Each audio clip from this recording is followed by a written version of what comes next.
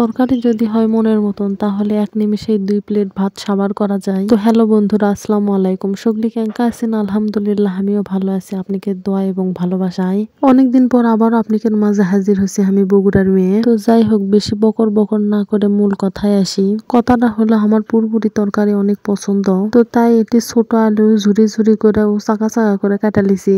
এখন আলুগুলো খুব ভালো করে আমার মাও ধুয়ে লিচ্ছে। আজকের এই পুরপুরিটা রান্না হবে ছোট আলু দিয়ে, পেঁপে দিয়ে ও আনাজ দিয়ে। তো পুরপুরির তরকারি কার কার পছন্দ অবশ্যই কমেন্টে জানাবেন। আমার মায়ের হাতের পুরপুরি আমার অনেক ভালো লাগে। আমার কিছু কিছু রান্না আমার মাওর থেকে শিখা। তরকারিটা মায়ের মতন করে রান্না করবা পারলেও স্বাদটা কিন্তু সেই রকম আসে না। আমি মনে করি আমার মায়ের হাতের রান্না আমার কাছে বেস্ট। তো কার কার এখনো মায়ের হাতের রান্না খাওয়ার সৌভাগ্য আছে অবশ্যই কমেন্টে জানাবেন। তো এইদিকে অনেক কয়বার আলুটা ভালোভাবে কচলে কচলে ধুয়ে লওয়া হচ্ছে, কারণ এই ছোট আলুতে অনেক বালু থাকে। তো কে কে এরকম সব ধরনের সবজি দিয়ে পুরপুরি খেতে পছন্দ করেন? তো আলুগুলেন অনেক কয়বার ভালোভাবে ধুয়ে লিছি। এখন আমি দিয়ে দিছি সেই আনাজ দিয়ে ভালোভাবে বেশি করে পানি দিয়ে কচলে একবারে ধুয়ে লেমো। এই আনাজটা কিন্তু আমার মায়ের হাতের গাছের লাগানো আনাজ।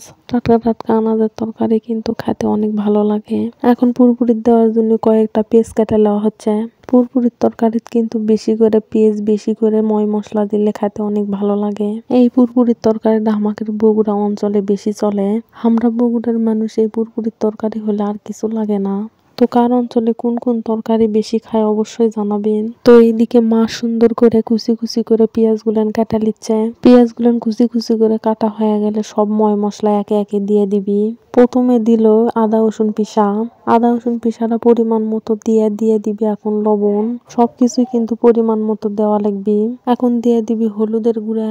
হলুদের গুঁড়া দেওয়া হয়ে গেছে, এখন দিয়ে দিবি কোটা পত্তের গুঁড়া। এখন দিয়ে দিবি খাঁটি সরিষার তেল। আমরা কিন্তু গ্রামের মানুষ খাঁটি সরিষার তেলই খাইয়া থাকি। এখন সবগুলো একসাথে খুব ভালো করে মেখে নিবি। আজকের এই পুরপুরিটা কোটা পত্তা দিয়ে আন্দা হচ্ছে, কারণ আজকে কাঁচা পত্তা আসলো না। পুরপুরির মধ্যে কাঁচা পত্তা দিলে পুরপুরিটা খেতে ভালো হয়। তো এখন না থাকলে যা হয় তাই কোটা পত্তা দিয়ে আন্দা হচ্ছে।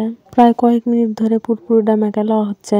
মাখা হয়ে আসলে এখন পরিমাণ মতো দিয়ে দেওয়া লাগবে পানি। পরিমাণ মতো পানি দেওয়া হয়ে গেলে আবারও কিছু পরিমাণ দিয়ে দিল সরিষার তেল। সরিষার তেল দেওয়া হলে দেখেন তরকারিটার কালার এখনই যে এরকম আছে দেখেই খাবার মন যাচ্ছে। এই হাতে মাখানো পুরপুরিটা কিন্তু খেতে আসলে অনেক মজা লাগে। পুরপুরিটা তৈরি হয়ে গেছে। এখন এই পুরপুরির মধ্যে দিয়ে দিবি কয়টা আমবাগুন।